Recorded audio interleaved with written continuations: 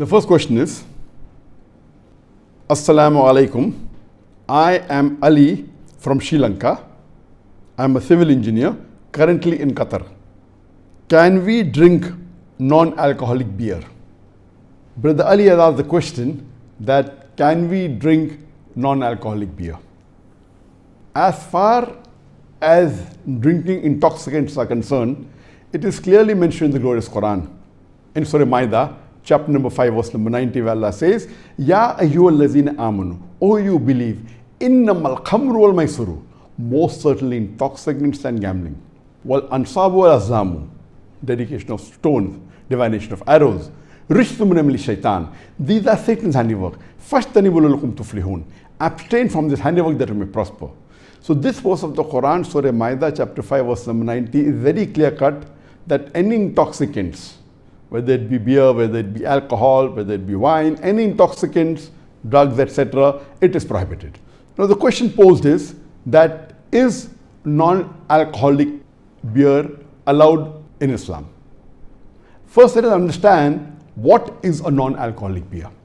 In non-alcoholic beer, when you read on the can, it does not show any content of alcohol. But how is it made? We have come to know that the non-alcoholic beer, it is made the same way as a normal beer is made, which contains alcohol, with malt, with barley, and they cook it. But in a non-alcoholic beer, what they do, they extract the alcohol by various different methodologies.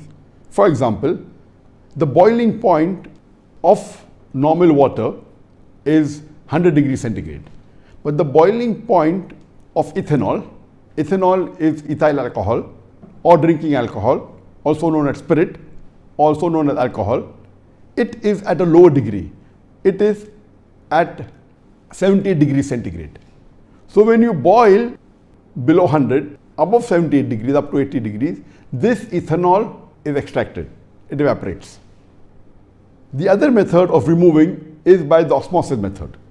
But all these methods that are used by the companies which make the non-alcoholic beer, it does not remove 100% of the alcohol. They remove 95% of the alcohol. Yet 5% remains in that drink.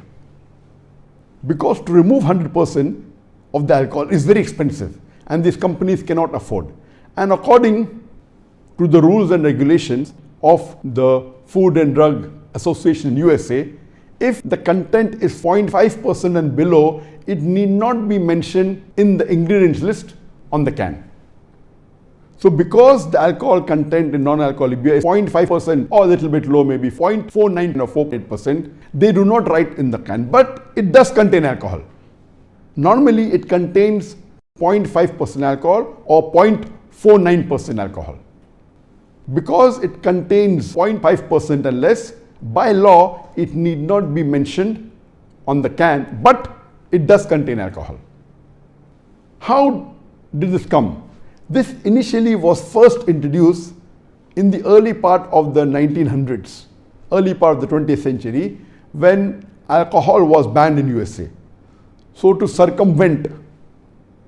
avoid the law, what they used to do, they used to make the beer and extract the alcohol out. The content was 0.5%, so legally it was allowed. That's how it started initially. But naturally later on, when alcohol was permitted in USA, they have gone back to drinking normal wine, whiskey, alcohol. But yet there are some people who yet have this non-alcoholic beer or alcohol-free beer. But let me tell you that this non-alcoholic beer or alcohol-free beer does contain alcohol. It contains 0.5% or 0.49%. The normal beer, it contains approximately 5% of alcohol. It is less than the other drinks like whiskey, wine, etc. So if we analyze, non-alcoholic beer does contain a small percentage of alcohol. The taste is same as beer. The effect in terms of fizziness, etc. is the same. The feeling in the mouth is the same. So those who drink normal beer feel non-alcoholic beer is somewhat similar.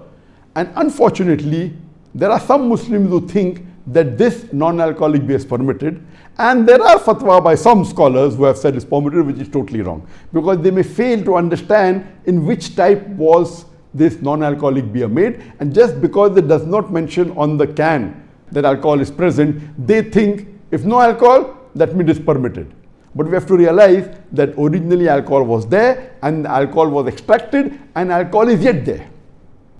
Now when we come to know from the hadith of our beloved Prophet ﷺ, that once when a Sahaba, he asked the Prophet that along with the orphans we have inherited alcohol. So instead of throwing it away, can I convert it into vinegar? And the Prophet said no, you throw it away. Now if it was permitted, surely the Prophet would have said that why waste it?